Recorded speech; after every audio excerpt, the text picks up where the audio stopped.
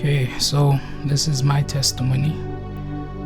This is to share what I have gone through and what I have discovered in life up to this point and how that has led me to Jesus. So it is 2024, the 27th of October, and this video is for anyone to take or not take, however and whatever. So I grew up a Jehovah's Witness. I was the third generation in, because my grandfather was a Jehovah's Witness, so was my father. So it was all I knew from my mother's belly up until I grew up. I grew up in the Jehovah's Witness establishment in that church.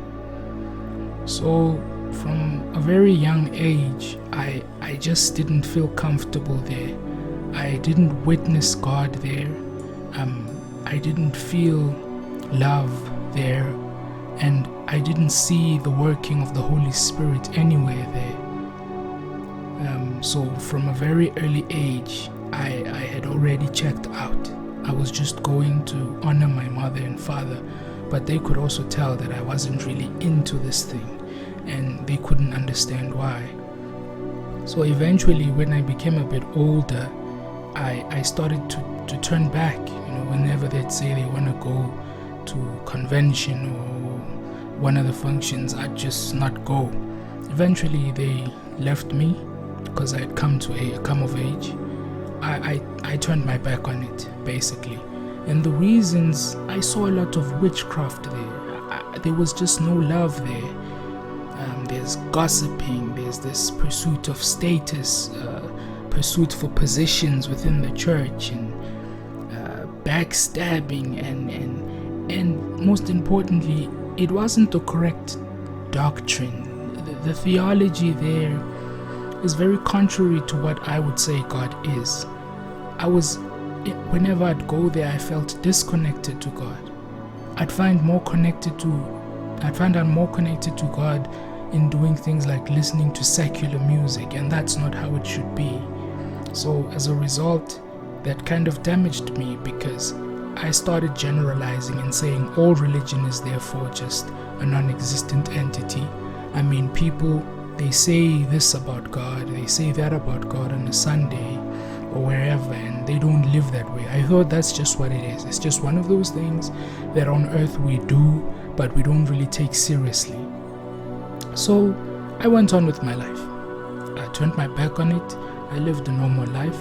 I would pray like the normal person, but yeah, that was it. No relationship with God. Just before you eat, you pray. Sometimes when you wake up and you feel good, you pray.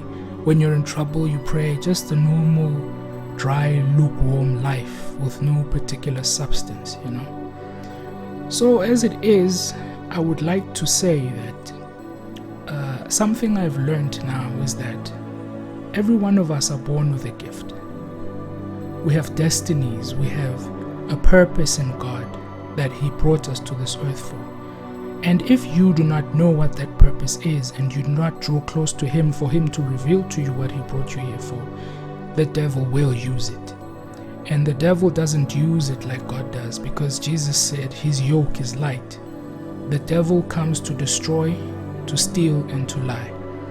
So your gifts and your destinies will get taken by those who can identify it, and you will be used, whether you see that spiritually or even practically. If you are working and you are not close to God, someone else will rise with your hard work, because you're not working for the glory of God. So someone else is going to hijack your hard work, your tears, your blood, your sweat. You're going to be working for someone else. That's just something I've discovered. But I was in that state. I was just living for the pursuit of everyday life. I was living okay, I guess. I was working hard. I had cars. At some point I had 2 cars. I had my own house. I was working a good job. I was dressed. I had shelter. Everything, all the basics were met. I was living okay. I was a young man. My parents had instilled in me discipline, and because from a young age decided to turn my back on the conventional way.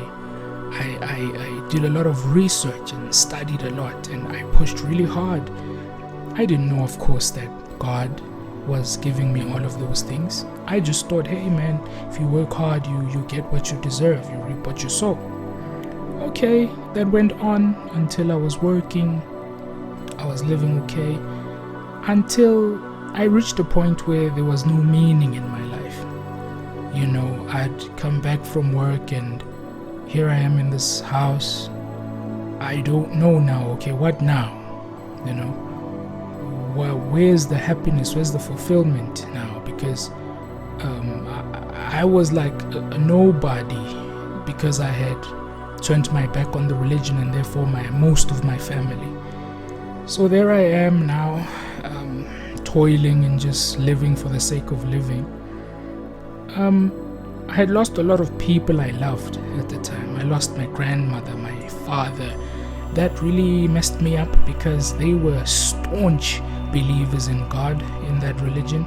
And I asked myself, because they were dying in very painful ways, it traumatized me a lot. I still think I need therapy for that.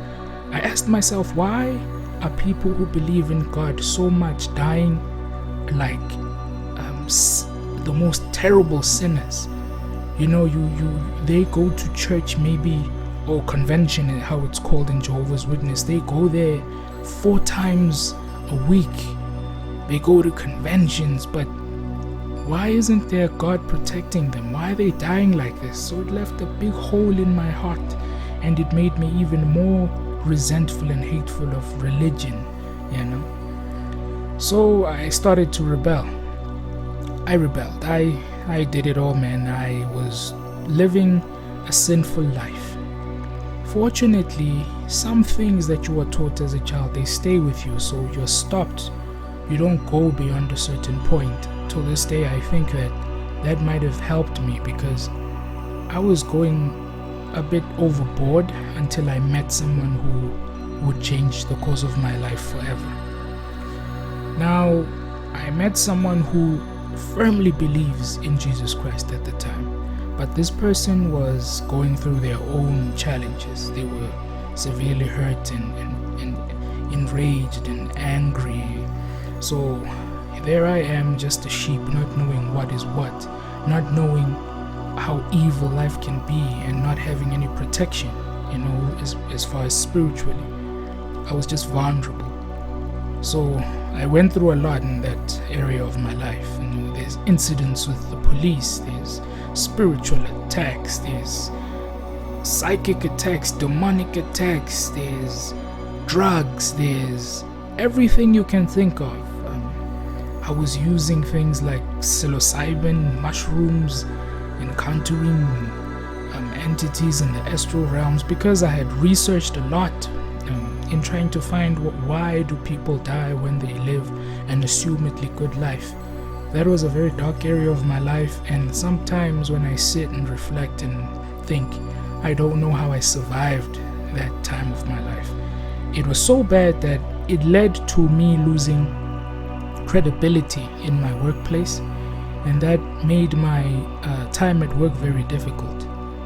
I endured a couple of times until I eventually decided to just quit my work because it was getting too much. I think now the emptiness of not having God in my life, and also encountering people who say they believe in God but are doing such wicked things, I'm like, now man, this is not making any sense. There's no meaning to life. And that emptiness where you work hard but you don't know what you're working for. But before I resigned from my work, I now chose to pursue the traditional way of life. I decided to pursue ancestral calling because I had always been told in my life by people I'd encounter now and then, those who seek and pursue people with gifts, of course. They would tell me, no, you have a gift, you have a calling, you must initiate. When I was being pursued by this gentleman who was going through a tough time, the police and cases and things, all sorts of things you wouldn't like to have in your life. I had no other place to go because I had no family. I went to a a sangoma or a nyanga, and he told me, no, you have a calling, you need to answer this. If you don't answer it, instill that fear in me. If you don't answer the calling, you're going to lose it all. You might even die. I'm like, this guy is obviously behind my back also. When you're being manipulated for money, once you give that money, you're always going to give it. You have to.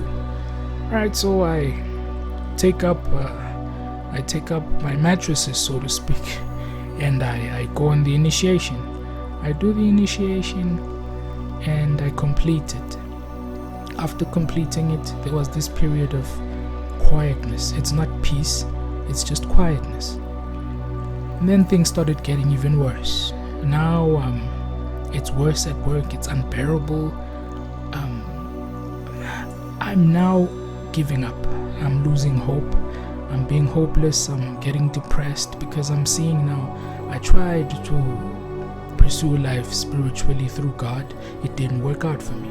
I tried to pursue life through the ancestral calling. It didn't work out for me. So I'm like, okay, so this life thing, it's nonsense. I was pushed to my absolute limit. I didn't know what else to do. And so it just came to me like a feeling, like, just stop everything. When a train has lost its brakes and it's just traveling, there's nothing that can stop it. I was like, okay, I am going to stop it. I'm just going to stop and drop everything. I just need to gather my thoughts. So I left my employment because I saw that the way things are going spiritually, and I do not know what's causing all of these problems in my life. I'm going to now lose credibility. My record that I've worked so hard to build up in my career is going to get tarnished if I get fired. So I decided to resign. And I remember the exact moment when I told myself I'm doing this. It was in my supervisor's office. She's busy telling me this and that. I don't know what was going on with her. I'm not here to talk about that. But then it just came to me. I was feeling so much pressure and so much psychic attack. I'm like, the only way I'm going to get peace, the only way I'm going to live life is if I just leave all of this. Because I was starting to get panic attacks. I was sweating at night. The sheets were wet. I would wake up shaking. There was nothing helping me. It was getting worse. So I resigned. I still regret resigning because I don't know where I'm going right now, but I resigned and I went into a period of solitude and isolation. I just slowed down the clock and I did some introspection and some soul searching and some research. Meanwhile, I'm busy losing everything now because now I have no income coming in. The house is in danger of being taken. The cars I have are being taken away one by one. There's no income. I have no place to stay. The lights are off. Everything's falling apart. The person I'm living with, the partner, my life partner that I'm with at the time, really has carried me. If it wasn't for her, maybe I would have been under a bridge somewhere. God knows, because I definitely wasn't gonna go back to my family because I know all the things that they do and they've tried to do to me. So I ran from them. Going back to them, I might as well just die under a bridge somewhere. So as I'm busy trying to find a way out, trying to take these low-paying jobs, delivering food, e-hailing, all these small-paying jobs that don't get you much, and because I had resigned, there's no UIF, and my provident fund is so little because I hadn't worked that long.